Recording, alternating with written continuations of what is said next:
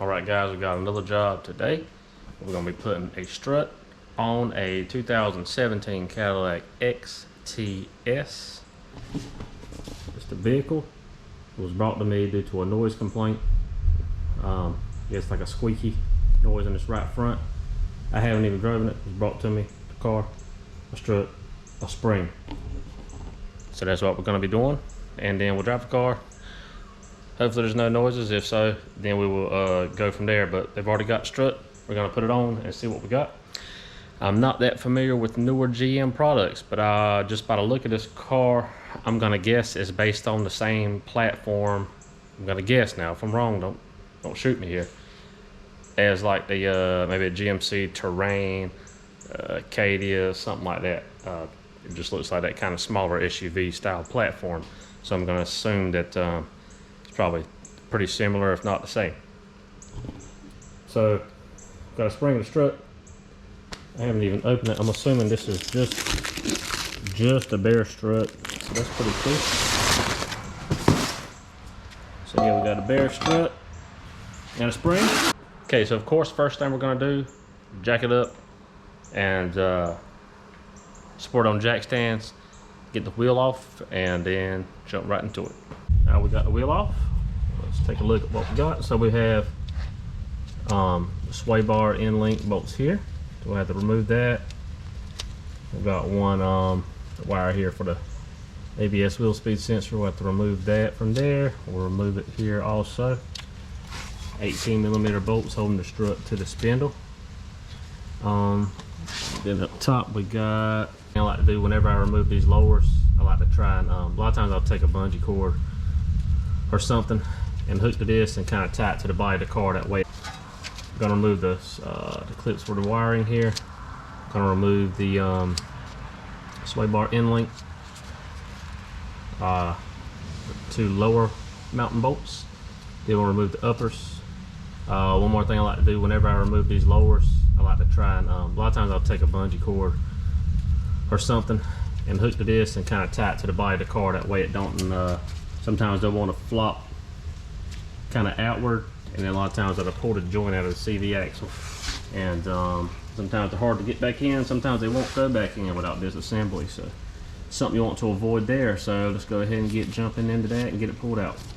Okay, take our panel tool, pull that loose, and then pull this one loose.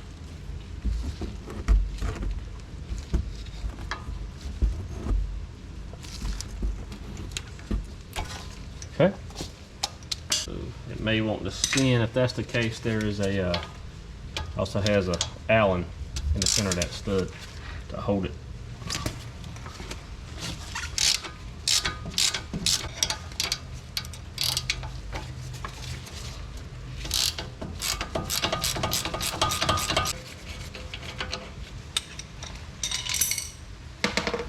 Okay, that'll come right out. So something to note, even though we're only doing one side, I jacked up the entire front of the vehicle, because if I would just jack up this one side, if that other side wheel was still on the ground, it would be putting pressure on the sway bar here, and it would be hard to get that.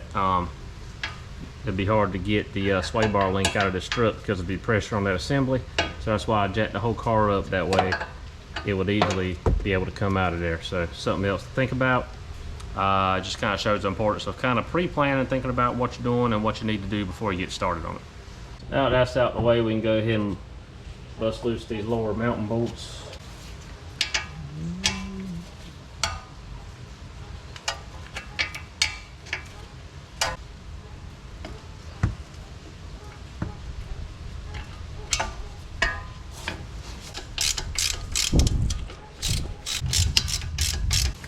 So I didn't need to hold these, so I'm assuming some of these are kind of, these strut bolts will be splined up under the head of them, and they'll kind of press into that assembly. So I'm assuming that's what we have here. So we're gonna have to give the back of these bolts just a little tap. Be careful not to deform the bolts or damage the threads. If you're not sure, or if they're really stubborn, you can always take and start the nut and kind of strike the nut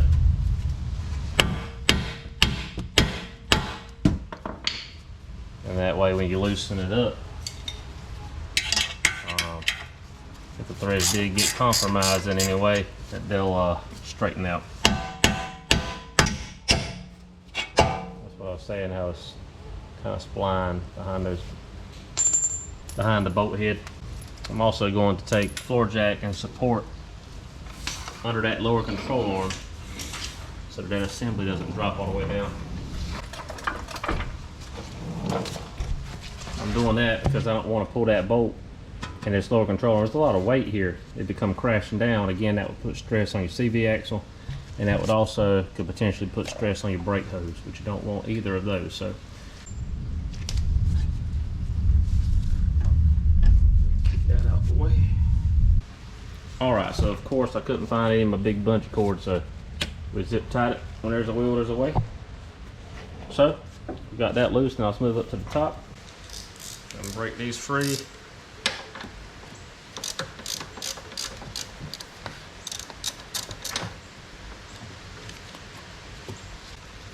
Got to be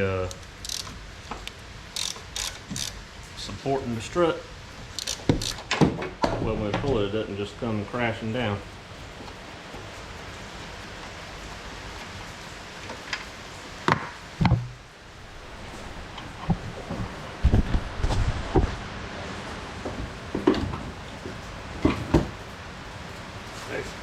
Alright, so here's what we got. So we will need to transfer this top mount, the dust cover, the lower rubber isolator, over to our new strut and spring assembly. Alright, now I prefer to disassemble and reassemble struts on like a wall mounted spring compressor. It's a lot safer. Now, there are these DIY methods that I'm about to show you because I don't have time. I've got access to one of those, the wall mounted style, but I'm trying to get this done today, and that would put me back till a couple of days before I could go use that apparatus, come back, put this back. Anyway, I'm trying to get it done today, so I'm gonna show you some of these DIY methods. These are two different style spring compressors. I've had these a long time. You got this style, you got this style. Some work good for some kind of strut, some work good for other kind of struts. So we'll see whichever one works the best and use it. Just, you know, be very, I've used this style plenty of times. As long as you do it right, you'll be safe, but just know there is a lot of pressure on these spring assemblies, and just be very cautious and don't do nothing stupid. So I'm gonna start with this style, and then we'll see if we can get them off and get it transferred over. So what I like to do is just stay out of the way of it over here, because if it shoots off, it's gonna disperse this way. But slowly crank down on one side, making sure it's not trying to slide on the spring, and then I'll move to the other side.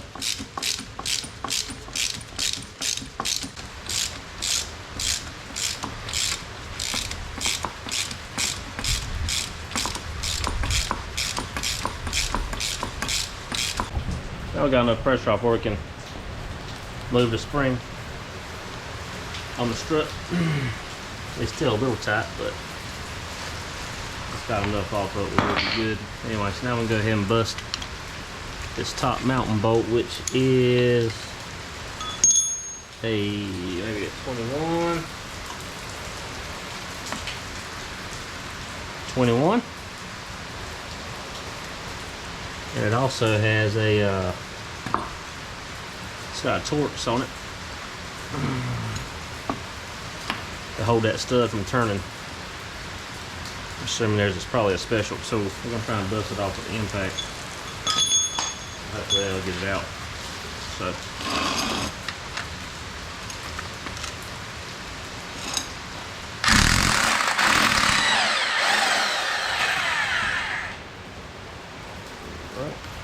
No problem there. So now disassemble the assembly. So pull that hat, and looks like the dust boot came off with it. Just inspect that. That bearing plate turns freely. Well, that seems to be fine. Okay, we'll pull that spring assembly out. Now we're going to start transferring this stuff over to our new strut. Use the old one as a reference as to where this landed. So right around there. Fits into those holes. Okay. Use the old one as a reference as to where this landed. So right around there. Fits into those holes. Okay. So next we're going to have to remove our compressors from that old spring to put on that new spring. That way we can compress it onto our assembly. Alright, so the strut assembly is back together.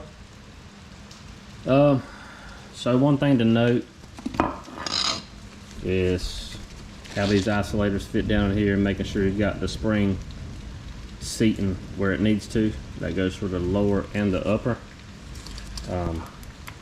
Also note the upper mount is on a bearing plate, so gotta make sure to line the spring in that bushing, but the top part that bolts to the car will still free turn. So when you go to bolt it up, you don't have to, be really peculiar about if you've got this in the exact right spot, because you can rotate it. Also, so I use these spring compressors I've got. End up having to use both sets on this one spring. Very sketchy, and it reminded me why I quit. I haven't used that style of compressor in a really long time, but I guess I had to remind myself how much I dislike doing that, because it is rather dangerous. So there are some style springs and struts where those actually work pretty good and not really that sketchy, but on this style it is not. The way the spring is shaped and everything is not ideal, and I would not recommend anybody try to do it that way. You could either, if you need the springs put on your new strut, you can take both the assemblies to a reputable shop, let them switch them out for you, and come back and put it on. Or if you just buy what you call a complete strut, spring, and mount assembly, and then all you have to do is just swap it in and out, if that is an option on your application. So I'd recommend those two options. I wouldn't recommend doing it yourself unless you have a commercial grade wall mounted spring compressor. So yeah, don't do what I did. So do what you want, but I don't recommend it. But with that being said, we do have it together, and now we're going to install it back on the car. So I'm going to put it up in there, make sure I got my top mount where it needs to be. We'll loosely secure the top, then we'll put the rest of it back together. We'll come back and torque all the bolts to the appropriate spec.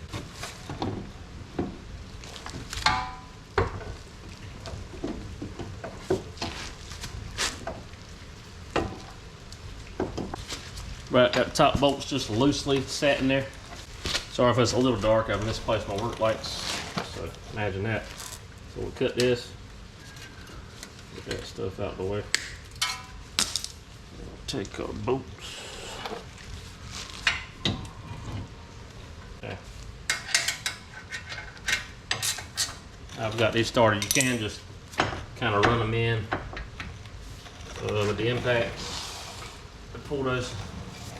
Because remember, those nuts are have splines on them, so they kind of press into that strut assembly. But I'm just going to give them a couple taps, try to get them seated.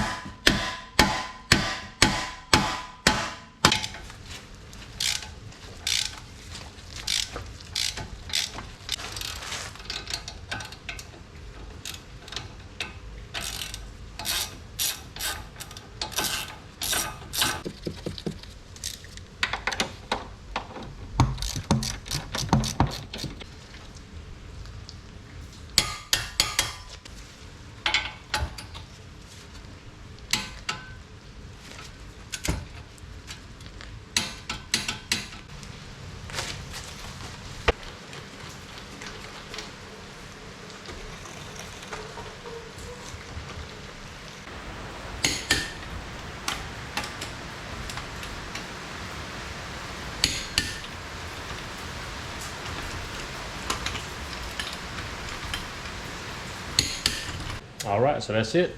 Pretty simple job. Like I said, the worst thing is just on this one being that we had to swap the spring. That's the worst part.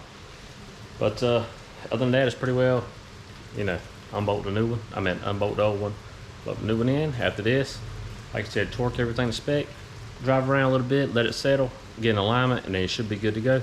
So if you got any other questions regarding this particular vehicle, the repair on this, or if there's anything in the future you want to see, let me know, and we'll see you on the next one.